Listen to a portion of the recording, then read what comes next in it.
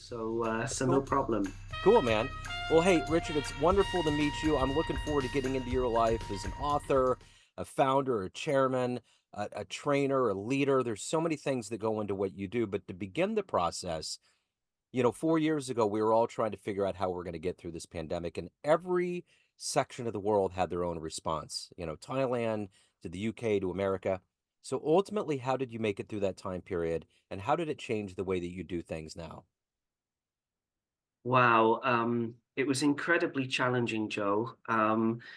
I think looking back, at first, like most people, I think I was quite frightened by the pandemic and what it meant.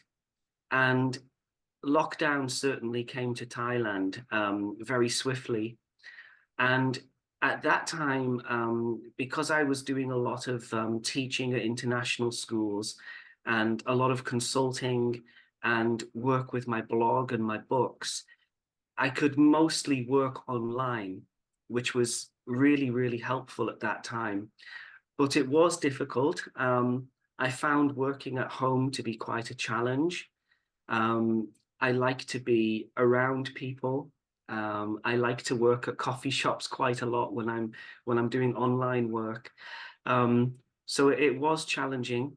However, though, Joe, I must admit I was quite lucky, I think, and quite grateful at that time because I could still maintain a steady revenue stream. I did adapt. I learnt how to use some new platforms. I mainly used Google Meets at the time, but certainly adapting to the technology, utilizing a lot of educational technology applications, live quiz applications, for example, in the work I did with corporate clients was very useful. There were a lot of my friends, Joe, and a lot of people I knew in this country who lost their jobs, lost their businesses, had massive pay cuts, and it was really devastating. But I think for the most part, in my case, I escaped the brunt of that. And I think part of it was luck, to be honest, because of the industry I was in, but also because of adapting and utilizing technology and just trying my best to offer alternatives to what I was doing at the time, I think. So let's get to the heart and soul with all of these, that there's a myriad of things that you do. I want to get to the crux of exactly what you do on a daily basis. I'm going to put you in front of a bunch of third graders. It's career day. And one of the curious kids says, "Hey, what do you do for a living?" How do you answer them? I do many things. Mainly, I teach science and mathematics at an international school here. But as my kind of side hustle, which is increasingly dominating my life now, I run workshops and seminars for big corporate clients and international companies here in Thailand. So I run workshops in agile project management, public speaking, executive coaching, and classroom management to big companies. And I always make my workshops very engaging, very fun. I let my personality shine, and I make sure that everyone who attends my workshop leaves having had a good experience, which is why I think they keep coming back. So I'm not sure, Joe, if that would be simple enough for a third grader to to I understand, think so. but well, Yeah. there must be some clever third graders over there. I think they're a lot smarter than we give them credit for. I think they're pretty intuitive little people. Um, so I'm curious at that age, say 10 or 11 in your life, what was your dream? What did you want to be when you grew up? Wow, that is a great question. Around about that time, I actually wanted to be an astronaut, believe it or not. I just loved the idea of exploring space and maybe traveling to the moon one day. It was a bit of a wacky dream I had, and I'm not sure why it was a goal of mine to begin with. Maybe just the kind of the dream of doing those things was very alluring to me. But actually, around about that time, Joe, I joined the Army Cadet Force in the UK, which is kind of like, if you can imagine, a National Guard for children, Yeah. where we do army training, kind of like Cub Scouts, but with guns. It was kind of like that. And that really provided me with new aspirations in life. Because as part of my training in the Army Cadets, and this was around about 11 years old actually, um, I had to train younger cadets very quickly actually in things like first aid, orienteering, map reading. It was quite an incredible experience because as soon as I'd learned a new skill, I had to then teach it to new people that were coming in. And because of that, I think it really inspired me to want to become an educator in the future because I enjoyed imparting information so much. So, yes, I think that would probably conclude the transition at that time. Yeah. So talk to me a little bit about your childhood and how you got these seeds of helping and leading and coaching people and writing. How did all of these seeds get planted to evolve into who you are today? Wow. There's a lot to unpick there, Joe. Um, wow. Where do I begin? I think it started the whole kind of desire in me to do coaching and helping others through teaching and mentoring with my little brother, Jonathan. And I just remember he was about 3 years old. I was 1 year older. And I helped him to read. I remember teaching him how to read and reading with him. And I really enjoyed doing that. And I think later on, as I learned how to read, I enjoyed reading books a lot at that time when I was in primary school. And I enjoyed being around books. And thankfully, in my hometown, which is called Flint, a little town in North Wales in the United Kingdom, we have a really nice library there. And I just loved going there with my mum and my family and just being around books and just absorbing the information that was in those pages. And from then, I think when I went through school, I was lucky to have a lot of really good teachers. I went to a very good school, a Catholic school, and the teachers were very passionate. They wanted to help. They wanted to give of their free time to help me progress as a person. I think I probably demanded quite a lot of them. A lot of my teachers, they gave up lunch times to help me, which I think in retrospect was probably a bit too kind of them. But in the end, I think after all of that, plus the Army Cadet experience, I think it instilled in me a desire to help others through mentoring and teaching and just seeing the changes that had happened in me and the profound changes I could inspire in others as well. And I think also, Joe, to add to that, when I was a child in the 80s and 90s, of course, I didn't have the distractions that young people have today with smartphones and devices that they carry around all the time. So, really, all that I could do in my free time was go to the library, study, read, play outdoors. I could play on the computer, but I had a very ancient, by today's standards, Atari ST computer, so I could play video games on that. But in the olden days, of course, when a video game ended, it was game over, right? But nowadays, games just carry on forever and ever. And I do feel that young people today are increasingly distracted by these things. Yeah. Um, so I do feel lucky that I lived in an age where I could focus on what I wanted to do. without those distractions. I agree. I'm increasingly feeling that way too. Um, who's been a hero for you? Who's been an inspiration for you in your life? Oh wow, loads of people. When I was younger, I think Bruce Lee was an amazing inspiration for me. One thing I didn't mention earlier was my dad took me along to Shotokan karate classes when I was 11 years old. Another big, profound aspect of my life that really changed me for the better. And I still train in karate today. So I've been doing that for over 30 years now. And I just remember watching the Bruce Lee movies and just being so amazed at his abilities and the moves he could do, his techniques, and then watching him talk about his philosophy. Very inspirational, charismatic person, Bruce Lee, in his time. So he's been a hero for me. Over here in Thailand, we are very lucky that we have a place where Bruce Lee recorded his first big movie, The Big Boss, and that's in Pak Chong here in Thailand.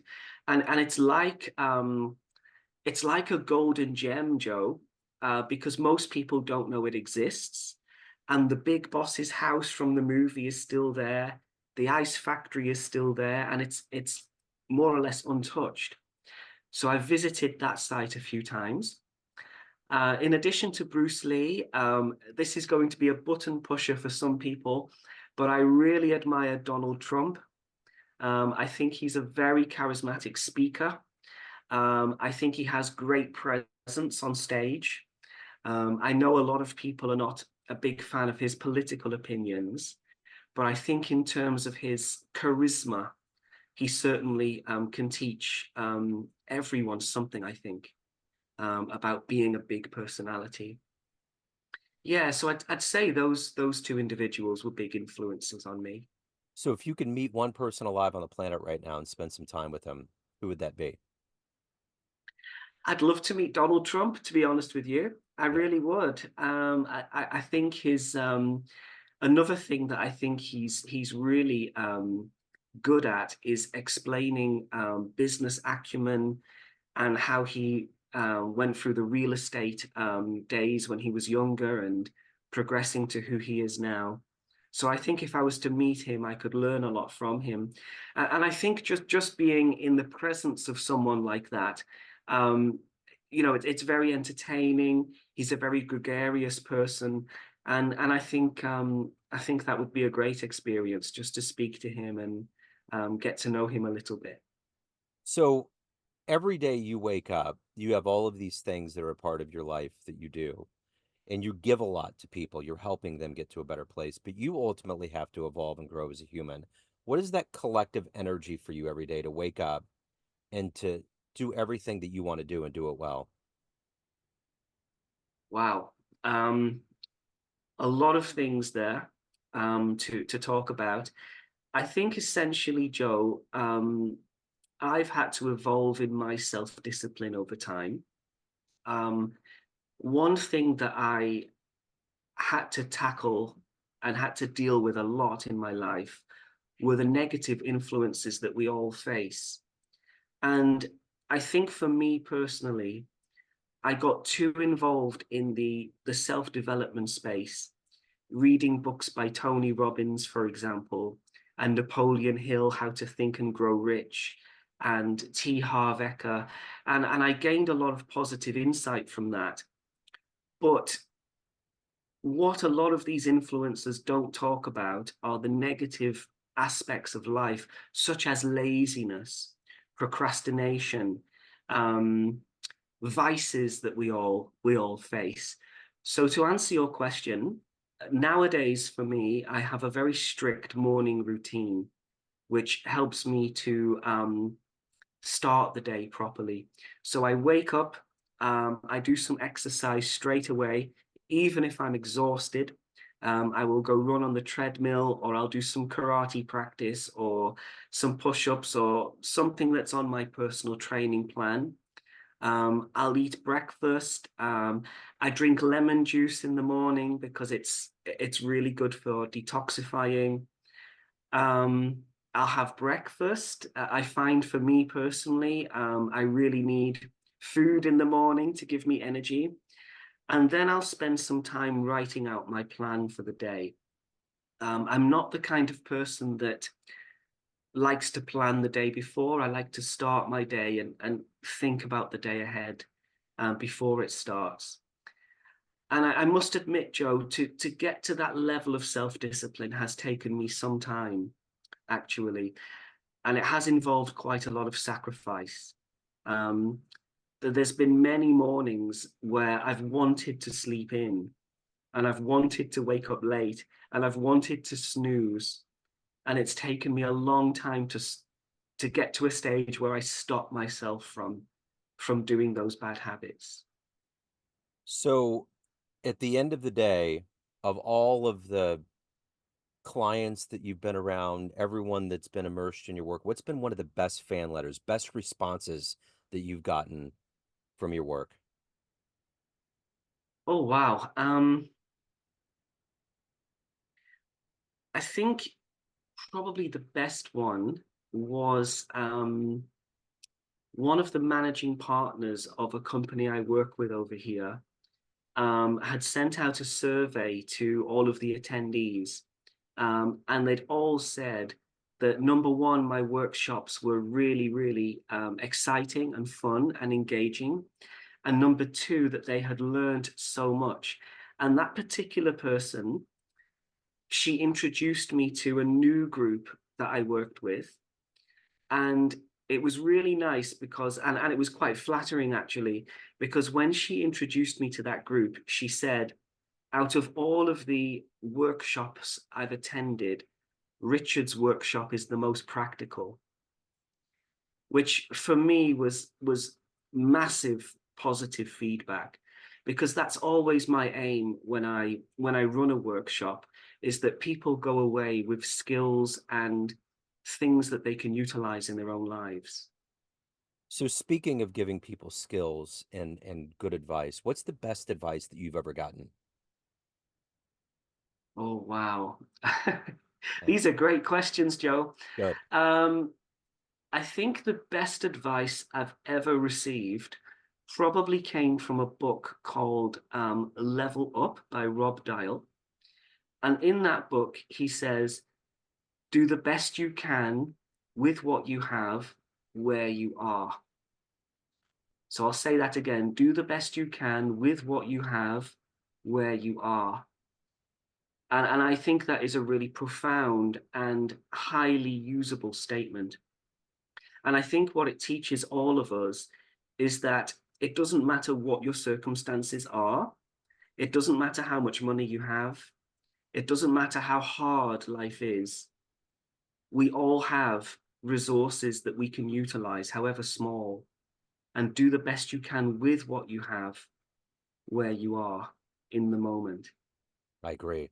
So of everything that you've accomplished and done in your life, what are you the proudest of? I think I'm proudest of my debut book that was published in 2015, called The Quick Guide to Classroom Management: 45 Secrets That All High School Teachers Need to Know. Quite a long title, I know. And that book won the bronze medal for nonfiction in 2020 from Reader's Favorite. So I'm really proud of that. Even though it is only a bronze medal, it does raise me to the rank of award-winning author, which I'm really happy with. It's a nice designation. I am aiming for the gold medal with my next book. Another big achievement, which is kind of on the same level, and I know you did only ask me for one, but I do have a second, Sure. if I may, Yeah. and that is becoming a certified Scrum Master, which is an agile project management qualification. And that was really, for me, quite challenging to complete. And I'm really happy that I did that one. So as an award-winning author, what was the book growing up for you that you loved the most? One that was seminal in your development of either reading or wanting to write? Wow. Um, Probably for me, it was Roald Dahl's Matilda, because I think the way that Roald Dahl writes is very palpable, and it's a page turner every time. So certainly when I was in primary school and I was really young, between the ages of 5 and 10, um, I used to love the Roald Dahl books, and particularly Matilda and the Witches were just really excellent in terms of the storytelling, the structure of the tales, um, the words that were used. Yeah, so I would say those really, I think. So, if you had a dream tonight, you ran into a younger version of you, an 18-year-old version of you, and you could Mm. give that young version of you a piece of advice based on the life you've led, the wisdom you've gained, what advice would you impart? And would that version of you listen? Oh, wow. There's so much I'd tell my younger self. I think the first thing I would tell myself as a younger version is save as much money as you can and control your spending. I think one of the biggest mistakes I've made in life up to this point, although I'm much better now, thankfully. But when I was younger, I would spend money stupidly on stupid things, like, for example, going out and socializing too much, expensive clothing, new toys and new gadgets and things like that. So that would be a big piece of advice I would give. Secondly, I think it would be to do your homework, especially with regards to legal matters.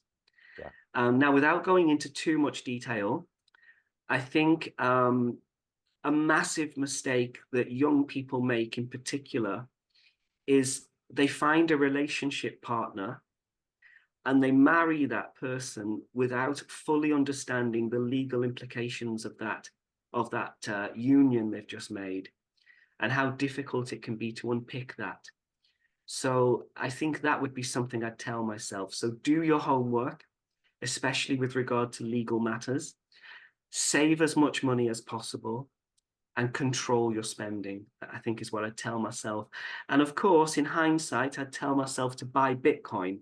Yeah. But we could all say that one, couldn't we? Yeah, for sure. So at the end of the day, Richard, everyone has a perception of you, family, friends, clients, all of your readers, everyone that knows you, but you run the show. What's your perception of you? Who do you think you are? I think I'm quite flamboyant.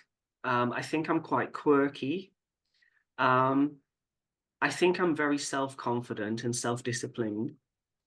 Um, I know that I have flaws, as we all have flaws, but I think essentially I'm a very focused person, and I understand the importance of sacrifice in order to achieve success. Um, and also, I think, Joe, I've reached a stage now where I'm not too worried about what people think of me, although it is still something that matters. And I think when people like, for example, Andrew Tate come out and they say, you shouldn't worry what people think about you, just be yourself and express yourself. I don't think they fully understand the consequences of that for some people. Because of course, if the ordinary everyday person was to just express themselves however they like and just be themselves and go wild, without any self-control, they could end up losing their jobs, losing their careers, and there could be massive consequences. So I think, to summarize, Joe, I would say I'm very self-disciplined, I'm very focused, I understand my weaknesses, and I have goals which I'm gradually working towards.